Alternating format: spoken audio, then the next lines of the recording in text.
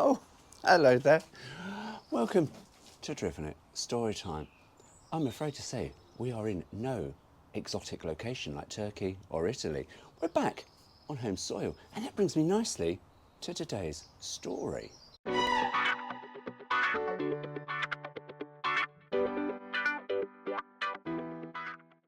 Picture the scene. England, 1978. Right, no exotic locations back in England, because we are back in England. It's 1978. I give you MGB, Midget, B and BGT. Always a bit of a fan of the MGB. Well, I wasn't, and then I was, and then I wasn't. See, when I was growing up, there were sports cars. Brilliant. Love a sports car. And who doesn't love a sports car? But unfortunately, MGs went through that phase, didn't they, where they sort of went, everyone went, they're really great, but they're old man's cars. And then suddenly, I think as I've got older, I've sort of gone, I actually quite like them. And I'm going to stick my hand up and be one of the very few that says I actually prefer the rubber bumper. And yeah, I have to say it, rubber bumper. It always makes me laugh. But I always prefer the rubber bumper. I don't know what, I just think it just finishes off the front. And I like American spec European cars because I like big bumpers. I always like BMWs that were in America because they had big bumpers. This thing, big bumpers. Bloody marvellous. Anyway, we shall begin. Now, you might be sitting there going, hang on a minute, Stuart. You were just sitting on the X19 and now you're sitting on the Beetle. What happened? I'll tell you what happened. Since filming this, the Douglas Special is fixed. I've done some changes and I've taken him out, done some filming, and then brought him back into the garage because his speedometer then decided to shit itself. So that's why he's back here and the X19 is now back on the driveway. And also, I had a bit of a hay fever attack. And when I was reading the Midget part, I was literally just sneezing and snorting. And so I thought, we'll redo it. So here we go, MG Midget. Every inch a sporting car. If you dream of owning a sports car, the MG Midget will make it a reality. For the price of a small saloon, here's a real Sportster, built on tradition, proven in rallies, raring to go. Look at that shape, handsomely hinting at things to come. Low lines, long bonnet, must mean high-powered excitement. And you won't be disappointed. Their words, not mine. The rugged four-cylinder 1493cc twin-carb power unit sees to that. The rugged four-cylinder. Do you know, you don't really hear manufacturers talk about their engines being rugged unless it's in a truck. You know, this is a sports car, a two-seater open-top sports car, rugged. I mean, if they said that for a Land Rover, you'd go, no. You know, for a sports car, you want smooth, powerful delivery. But no, the plug-hole, they're going to go with rugged. Anyway, armed with the power that made MG famous, controlled through the very responsive 4-speed synchromesh gearbox, this is a performer generous in everything but petrol. Oh, Christ. At least they've said generous in petrol, not like the Sprite, which was strict. Anyway, but don't let that exhilaration make you forget that this is also a practical car. Open the lockable boot, and there's 7.1 cubic feet of luggage space. Then again, open the throttle, and there is no doubt this is a world-beating sports machine. Ooh. Oh, and they're advertising cigarettes. There's a thing here with Marlboro. You can clearly see Marlboro, and you go, ooh, that's naughty now, isn't it? Shame, because, you know, back then smoking was bloody sexy. Oh, speaking of sexy, she's a bit of a saucy bitch, this one. Lovely smile, this woman. Anyway, the Midget. At the centre of the action is the cockpit. Every inch designed to fit you like a glove. And no shit there, because these things were tiny inside. Take the figure-hugging seat, for instance. Seat. Not seats. Seat. Figure-hugging seat. At a touch, it's adjusted to your very own driving position. Within your reach are the sport-style steering wheel and gear change. Before your eyes is the read-at-a-glance instrumentation. Seated in this car, you become part of a total experience. Oh, a total experience. I wonder what the experience is, but you become part of the total experience of Midget driving. All those bits there I've just added. My words, not theirs. There's wall-to-wall carpeting, fresh air heating, tonneau cover, head restraints, 2-speed windscreen wipers, and a central console containing radio speaker. Just one. Mono. You just listen to things in this in mono. Cigar lighter and handbrake on, brake line failure warning lamp. Everything for comfortable, relaxing driving. So take a test drive at your local dealer. Hood down and away. It goes like a dream. Although the MG Midget is very much a reality. Well, there we go. But hang on, there's more. Quick flash, quick change of car. MGB, not just a car, an experience. Oh, another experience, bloody hell. MG, it's all about the experience. The sun in your face, the wind in your hair, the sensations of speed, or sitting in style. The essence of high-powered luxury sports car motoring can be summed up in 3 letters. MGB. Take another look at the now classic body lines. Your friends and passers-by will. Yeah, I like how they say the classic body lines. I mean, this thing had been out for a mighty long time, so it was very, very much classic. But as I say, the rubber bumper, it did just give it a little bit more of a modern look to the low-slung chrome bumpers.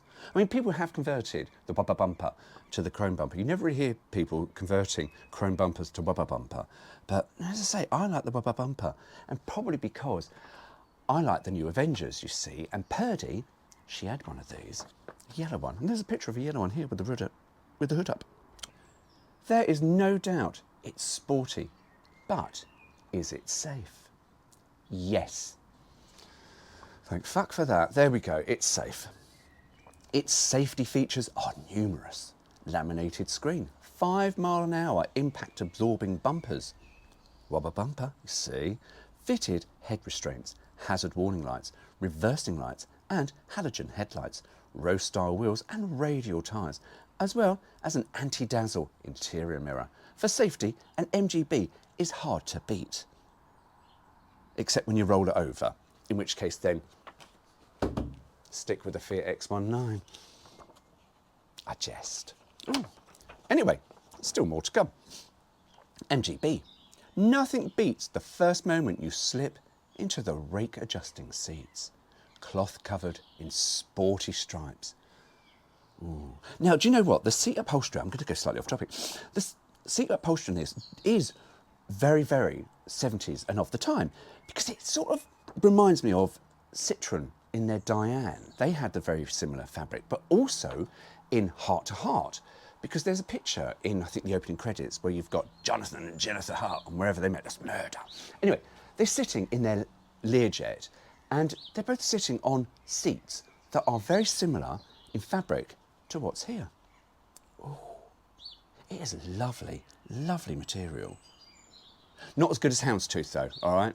I'm going to backtrack on that, because houndstooth really is just the bloody dog's bollocks. But, ooh. Anyway, I'm going to go back to that. Cloth covered in sporty stripes to coolly grip you in summer and warm your spirits in winter. Coolly, to coolly grip. It does say coolly grip. It doesn't say coolly grip. What the fuck is coolly grip? Just settle your feet in the fitted carpet. Even the longest legs won't be cramped. Oh, my mate might be happy to hear that, because he can't get into the Fiat. No idea why. Adjust the swivelling sun visors. Feel how the pedals are nicely placed for heel and towing. Turn the key and away. If you thought sports cars are notorious for a hard ride, try the Spitfire. Try the MGB. The suspension gives better ride and handling than ever before. Now, some people you see might disagree with that, because at the time, rubber bumper, MGB had to raise the body, didn't they? Had to raise the ride height of these to make the headlights meet with certain characteristics of what the Americans wanted. So people have said when they raised it, it didn't ride as nice. So I think British ladies here are sort of clutching at straws. However, that ride height, they raised it for the American market. Why not just keep it at the standard ride height for the UK market? sometimes I never quite understood that with manufacturers, how they change things, and I went, oh no, we're just going to put it through everything. And yet some didn't. Volkswagen in particular, they had domestic market cars, which really were just poverty. And then you had the export cars. So, you know, they always sold the better cars away from... Yeah, I don't quite understand that. Anyway, and if you worry about economy, be assured. Oh, that's it. Just be assured. Be assured. Be assured about your economy. With overdrive as standard, its fuel consumption at high speed cruising is very good. But the boot isn't economical. It swallows all you put into its 9 cubic foot approx of space. With the MGB, you win always. MGB sitting in the fully equipped cockpit, facing the smart dashboard with padded surround. You'll see all the instruments and controls you'd expect. There's also handbrake and seatbelt warning lights, plus face level ventilation, lockable glove compartment, and a hinged centre armrest with storage compartment beneath. There's a flick wipe added to the 2-speed wipers. A cigar lighter, a clock and armrest fitted to each door also acts as a door pull. Now, do you know what? I've just read that, how that sort of comes across. A cigar lighter, a clock and armrest fitted to each door. It sounds like they have fitted a cigar lighter and a clock to each door. I haven't, but that's how that reads. Oh. Anyway, each door also contains a radio speaker. Yeah, that's really badly written. Anyway, at night, the dials glow green and main switches and heater controls are illuminated. Oh, that's a bit saucy, isn't it? Do you know what? Speaking of saucy, there is something even more saucier coming up a bit later. Oh, I had a quick look. Ahead of you sits the tough, well-proven 1798cc power unit with the smooth, responsive 4-speed synchromesh gearbox and electrically controlled overdrive. You get performance with economy. And the thermostatically controlled electric fan keeps everything cool. If you want to know what it feels like to own an MGB, why not take a test drive at your nearest dealer? It'll be an exhilarating experience. Oh, there we go. Oh, fuck me, this is like porn. Get ready.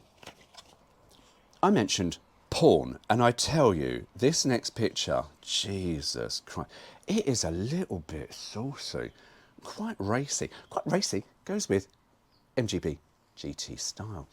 But yeah, it's sort of like, I mean, I'll run through it, I'll put the picture up now. And you've got an MGB GT by the swimming pool, and you've got people having a good old time by the pool, and you've got a man in short shorts. I mean, they are real short shorts. I mean, thankfully we've got a bit of foliage that covers up his appendage, because I don't think it would leave anything to the imagination. But there he is, cooking sizzling sausages on a barbecue, and you sort of go, oh mate, you want a gown, because you're going to get hot fat splashing on your bits, and you sort of go, oh bloody hell, you're going to burn yourself. Basically, it's an accident waiting to happen. Yeah, everyone's sort of like, wow, not wearing much. Anyway, MGB GT, the Grand Tourer. Just looking at the MGB GT, it's hard to believe it's a hard-working 2+2. Certainly, the classic sports car styling gives nothing away. But built into those stylish curves are features that make it a very desirable sports saloon. Hatchback. Superb suspension that gives an even better ride and handling than ever before. We've already touched on that subject. Tinted heat-absorbent glass to cool down the interior and opening rear side windows to freshen it up. And many safety features, of course. 5 mph impact-absorbing bumpers, hazard warning lights and halogen headlights. There are fitted head restraints, radial shod row-style wheels, inertia reel seat belts, reversing lamps, a laminated windscreen and a heated rear window. It's economical too. With overdrive as standard, you can expect good fuel consumption even when cruising at high speed. And this yet with the shape that hints at power and acceleration. It's a combination that's unbeatable. Oh, bloody hell. Now, this next picture shows some of the interior, and it's sort of it's got the stripy interior of the MGB that was sort of a bit lovely, but it's in grey and blue to go with this blue car. But one thing you'll notice on the picture is where they've had to mount the inertia reel seatbelt, because it really is basically part of your rear seat passengers. You go, bloody hell. Anyway, MGB GT, we're continuing. It certainly lives up to the spirit of grand touring.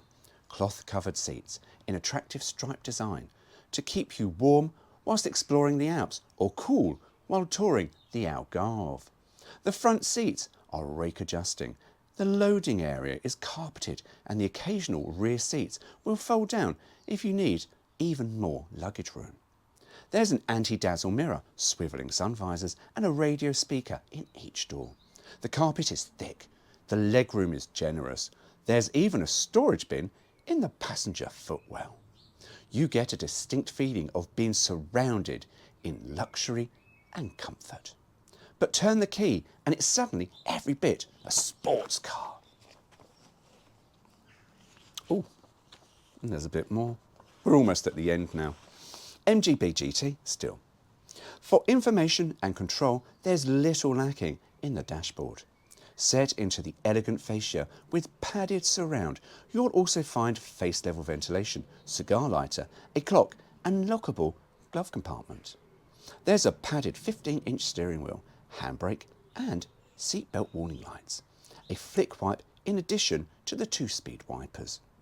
And at night, the dials glow green and the main switches and heater controls are illuminated. Up front, it's every bit a sports car, but don't forget that behind there's the opening tailgate that reveals approximately 9.6 cubic feet of luggage space. Why not take a test drive and experience this unique car? Sports Saloon Grand Tourer, what else but the MGB GT? Lovely. And that's pretty much your lot. There's some bits here that tell you about the steering rack and pinion, and got a diaphragm spring type clutch, and your performance figures for the engine. As I've said, the 1500 in the Midget, 65 horsepower at 5,500 RPM. The 1800 MGB and MGB GT, 97 brake horsepower at 5,500 RPM. And you go, ooh. However, we have got those fuel economy figures. Now, let's have a look, because you see the urban driving is for Midget B, BGT, 28.3, 24.1, 24.1. But at that high speed, remember they said these things were, very good with fuel at high speed. Ooh, 33.9 for the Midget, but 34.3 and 34.4 for the B and GT. Oh, there we go. Anyway, yeah, that's your lot. I am going to enjoy the rest of the British summer time, which is pissing down with rain, but quite glad we've got rain because it just washes down that pollen, because I'm absolutely stuffed in the nose. And also, these all need a wash. Shove them out the side. Anyway, mind you go, take care. See you soon.